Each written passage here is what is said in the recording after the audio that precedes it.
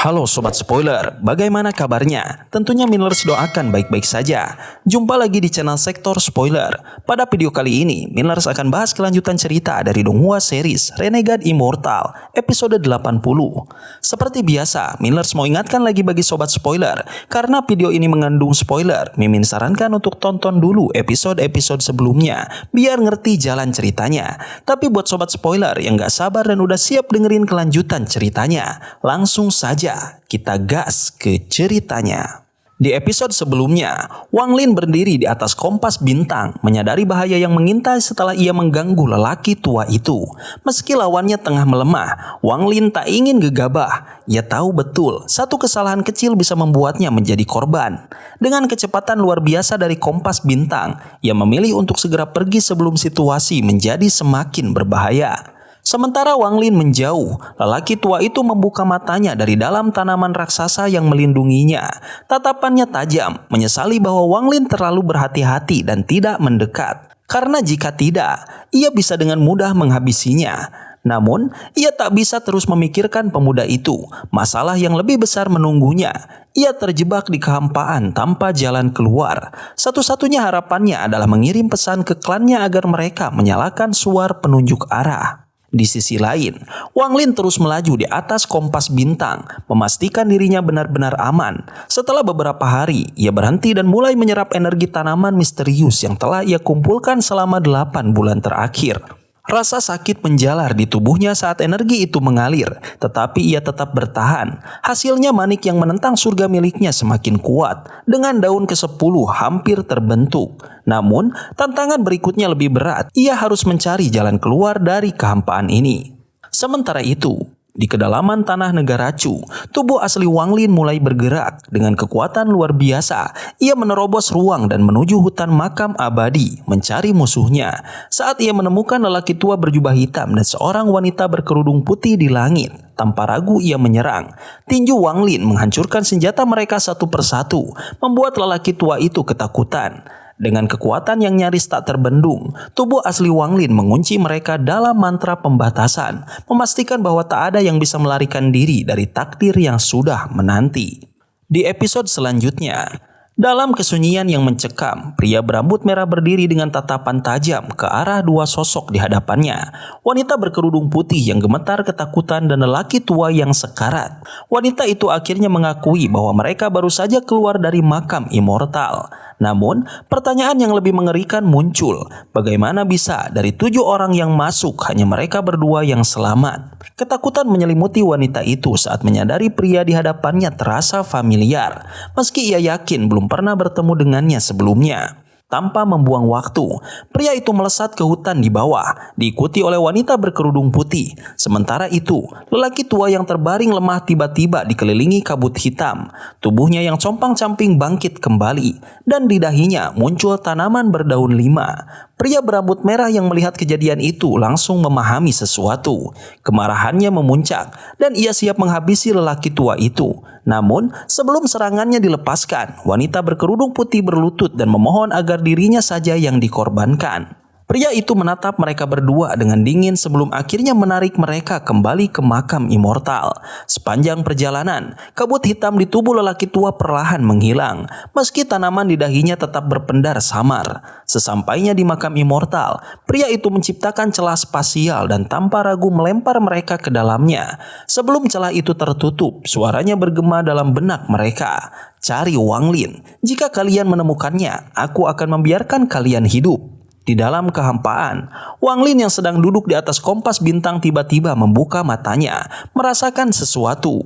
Setelah beberapa hari mencari, ia akhirnya menemukan dua sosok itu, lemah dan tak berdaya. Tanpa banyak bicara, Wang Lin menarik 2 tetes darah dari dahi mereka sebelum melangkah ke dalam celah spasial yang tiba-tiba muncul. Ketika ia muncul kembali ke dunia nyata, sinar matahari menyentuh kulitnya.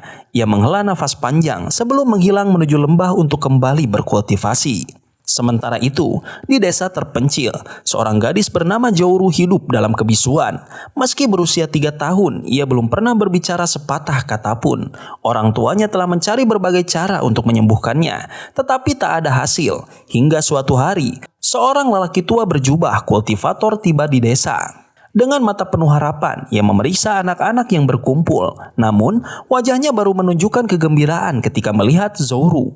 Dengan cepat, ia menempelkan jarinya ke dahi gadis itu dan berseru. Anak ini memiliki energi spiritual bawaan. Semua meridiannya terbuka dan auranya ungu. Zouru bukan lagi sekedar anak kecil biasa. Masa depannya kini berubah selamanya. Tangis Zouru pecah, tubuhnya gemetar ketakutan.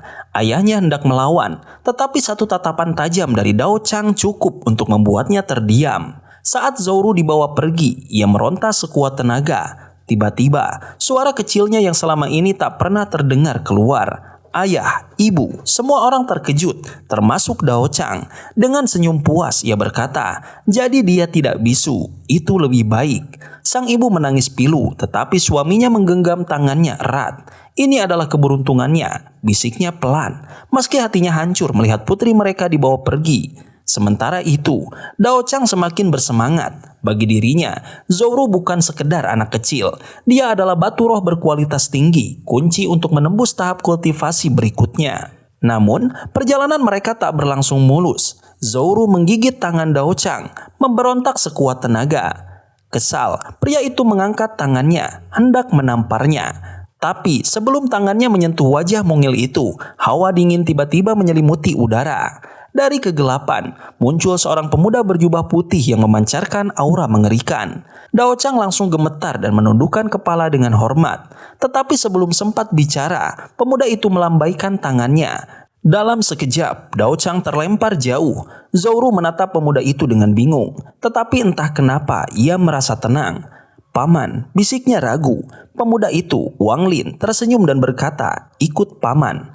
Wang Lin membawa Zouru ke sebuah tempat terpencil, membangun rumah batu sederhana di bawah pagoda.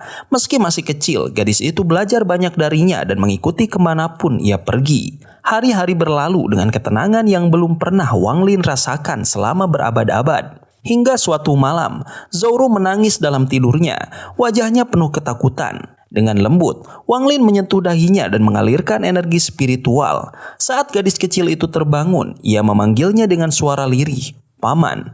Sebagai penghiburan, Wang Lin memberinya lonceng kecil. "Jika kau ketakutan, panggil dengan ini," katanya. Sejak itu, Zouru selalu membawa lonceng itu seperti harta berharga. 2 tahun berlalu, Zouru tumbuh menjadi gadis kecil yang ceria. Namun, ketenangan mereka tidak berlangsung lama. Suatu hari, Wang Lin yang sedang berkultivasi tiba-tiba membuka matanya. Ekspresinya berubah serius, menatap ke kejauhan. "Ru'er, masuk ke dalam pagoda," katanya tegas. Zouru, meskipun masih kecil, mengerti ada bahaya. "Orang jahat lagi, mereka menyebalkan," gerutunya sebelum masuk. Dari kejauhan, suara dingin menggema di udara. Cheng Niu, Liao Fen Sueye datang untuk mengambil kembali kipas bulu itu. Wang Lin menatap tajam ke arah suara itu. Malam ini, kedamaian mereka akan kembali diuji. Di negeri Suyu yang dingin, seorang pemuda berjubah biru berdiri di depan lembah, menunggu dengan tatapan tajam. Udara di sekitarnya terasa membeku, seakan mencerminkan sikapnya yang dingin. Begitu Wang Lin muncul, ketegangan langsung terasa. Tanpa basa-basi, pemuda itu, Liao Fan, menuntut kipas bulu milik Wang Lin. Namun, Wang Lin hanya melempar 2 helai bulu ke samping, seolah meremehkan permintaannya. Liao Fan langsung bergerak mengambilnya, tetapi Wang Lin telah bersiap. Ia mengeluarkan 2 lonceng yang bergetar di udara, menghasilkan suara menggelegar yang mengguncang seluruh lembah. Tak terkejut, Liao Fan membentuk segel dengan tangannya, menciptakan bilah-bilah es yang melesat ke arah Wang Lin. Namun, Wang Lin tetap tenang. Ia melemparkan loncengnya ke udara, membuatnya membesar dan berputar liar. Dentingan keras lonceng-lonceng itu membuat bilah es retak lalu hancur berkeping-keping sebelum bisa menyentuhnya. Bahkan, getaran suara itu cukup kuat hingga menyebabkan celah di tebing sekitarnya. Meski melihat kekuatan Wang Lin, Liao Fan tidak gentar. Ia justru mengeluarkan sebuah jam perunggu dengan 12 simbol kuno. Dengan penuh percaya diri, ia memutar simbol Agustus hingga bersinar terang. "Hari ini, 9 Agustus, hari kematianmu, Cheng Niu," serunya. Dari dalam jam, muncul 2 cakar hitam yang memancarkan cahaya keemasan, menyerang Wang Lin. Namun, Wang Lin tetap tenang. Dengan satu gerakan, ia membuat loncengnya bertabrakan hingga pecah menjadi kepingan kecil yang melayang membentuk armor hijau bercahaya di sekeliling tubuhnya. Saat gas hitam dari jam perunggu menyerangnya, armor itu menahan serangan hingga energi jahat tersebut melemah dan akhirnya menghilang. Tapi pertarungan belum berakhir. Dari dalam gas hitam, muncul sosok bayangan tanpa wajah dengan mata bersinar menyeramkan. Aura dinginnya begitu kuat hingga rerumputan di lembah membeku sebelum hancur berantakan. Sadar ini bukan lawan biasa, Wang Lin membentuk segel dengan tangannya, memunculkan nyala api biru gelap. Bukannya panas, api ini justru memancarkan hawa dingin yang lebih kuat dari lawannya. Sosok bayangan itu terkejut, api es dunia bawah. Dari mana kau mendapatkannya? Serunya dengan suara serak. Wang Lin tersentak, suara itu terdengar begitu familiar. Situnan, gumamnya ragu. Namun, sosok itu tidak peduli. Dengan kemarahan membara, ia menyerang Wang Lin. Tapi tiba-tiba sebuah kekuatan tak terlihat dari pagoda di belakang Wang Lin menahannya. Gas hitam yang menyelimutinya lenyap, menyisakan lengan layu yang melayang sebelum akhirnya meraih Liu Fan dan menghilang. Wang Lin hanya bisa menatap kepergian mereka dengan pikiran berkecamuk. Sosok itu mengaku sebagai Situnan, seseorang dari masa lalunya. Bagaimana mungkin? Dengan hati yang gelisah, ia kembali ke lembah dan duduk di bawah pagoda, menatap langit dengan pikiran yang berkelana. Sementara itu, Zouru, gadis kecil yang tinggal bersamanya, mengintip dari dalam pagoda. Melihat Wang Lin tampak linglung, ia diam-diam mengambil semangkuk bubur dan berjalan hati-hati ke dalam, bertekad memberi makan kakak perempuan peri yang ia maksud. Meskipun Wang Lin melarangnya. Di sisi lain, Wang Lin masih terdiam, dihantui oleh satu pertanyaan besar. Bagaimana mungkin Situnan masih hidup? Wang Lin menghilang dalam sekejap, memasuki ruang surga yang menyimpan manik-manik misterius. Tanpa ragu, ia berjalan menuju tuannya, jiwa Situnan, yang duduk dengan mata terpejam. Di sampingnya, jiwa kedua orang tua Wang Lin bersinar lembut.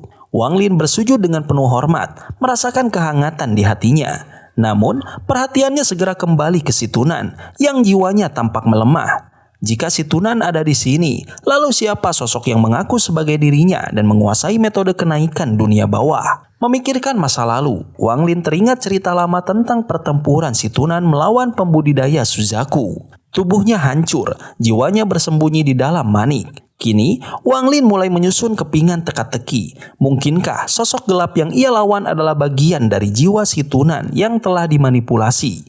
Jika benar, siapa yang berada di balik semua ini? Dengan hati yang penuh tanya, ia meninggalkan ruang surga dengan perasaan tak menentu. Sementara itu, di kuil es suci, seorang pria paruh-baya tengah menikmati secangkir teh langka. Dua tetua berdiri di hadapannya, mendesaknya untuk segera membunuh Cheng Niu, alias Wang Lin. Namun, pria itu menolak bertindak gegabah. Suzaku telah memperingatkan agar tidak menyentuh Wang Lin, dan lebih dari itu, kekuatannya bukanlah sesuatu yang bisa diremehkan. Selain teknik-teknik kuatnya, ia juga memiliki sebuah bendera dengan aura penghancur yang luar biasa. Jika ingin menghabisinya, mereka harus menunggu waktu yang tepat. 5 tahun berlalu, Zouru, gadis kecil yang dulu sering mengintip Wang Lin, kini tumbuh menjadi anak pemberani. Ia lebih suka menjelajahi pegunungan daripada mengurus kakak perempuan peri di pagoda. Sementara itu, Wang Lin terus berlatih, tapi kemajuannya tetap terhambat. Meski begitu, namanya semakin terkenal di dunia kultivasi, dan kini semua mata tertuju pada pertarungan besar yang akan segera terjadi. Zouru duduk santai di atas seekor harimau hitam besar, memegang ranting willow di tangannya. Dengan ketukan ringan di kepala harimau itu, ia memerintahkannya untuk berjalan mengelilingi gunung. Meski harimau ini adalah iblis yang telah berkultivasi ratusan tahun, ia tak berani melawan. Ia sudah melihat bagaimana nasib beruang hitam sebelumnya, dipaksa berdiri dengan 2 kaki, makan pakai sumpit, bahkan memijat Zouru.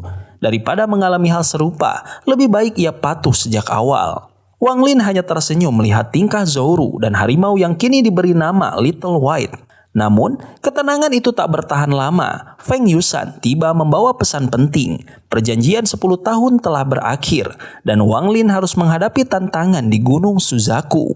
Mendengar itu, Wang Lin bangkit, memanggil Tieyan dan mempercayakan Zouru kepadanya. Perjalanan ini bisa memakan waktu bertahun-tahun dan ia ingin memastikan keponakannya tetap aman. Zouru diam, tapi jelas gelisah. Ia menggenggam bulu Little White lebih erat. mencabut satu persatu setiap kali ia menggumamkan keluhan tentang pamannya yang tega meninggalkannya. Harimau itu hanya bisa menggeram pelan, menahan diri agar tidak marah. Sementara itu, Wang Lin mengambil langkah perlindungan terakhir dengan mengaktifkan domainnya agar hanya Tian dan Zouru yang bisa mendekati pagoda. Ia juga meninggalkan katak guntur sebagai penjaga tambahan yang langsung membuat Little White gemetar ketakutan. Saat Wang Lin bersiap pergi, Zouru tiba-tiba melompat dari punggung Little White, berlari ke arahnya, dan mengecup keningnya. Dengan suara pelan, ia meminta Wang Lin untuk segera kembali. Wang Lin menatapnya sejenak, lalu mengangguk tanpa banyak bicara sebelum melangkah pergi. Zouru berdiri mematung, menatap punggungnya yang semakin jauh, dan tanpa sadar, air mata mengalir di pipinya. Ini pertama kalinya ia merasa benar-benar kehilangan. Namun, Zouru tidak lama larut dalam kesedihan. Ia mengusap air matanya dan menatap Little White dengan ekspresi jahil. "Berdiri di atas tanganmu," perintahnya. Harimau itu menghela nafas pasrah dan menurut, sadar bahwa perlawanan hanya akan membawa nasib yang lebih buruk. Sementara itu, Wang Lin melangkah menuju takdirnya. Ia tidak tahu apakah yang menantinya adalah kemenangan atau kehancuran. Tapi satu hal yang pasti, ia tidak akan berhenti. Sobat spoiler, itulah spoiler untuk episode 80 dari Donghua series Renegade Immortal. Tentunya spoiler ini tidak akan sama persis dengan episode sesungguhnya. Maka dari itu, jika ada kesalahan dalam kata ataupun istilah, serta kekurangan atau kelebihan durasi harap dimaklumi. Dan jangan lupa untuk mendukung channel ini lebih berkembang dengan cara like, share, dan subscribe supaya kalian gak ketinggalan update terbaru dari channel ini. Terima kasih banyak udah nonton video ini sampai akhir Sobat Spoiler. Kritik dan saran positifnya silahkan di komentar. Sampai ketemu lagi di video berikutnya. Tetap semangat dan sampai jumpa.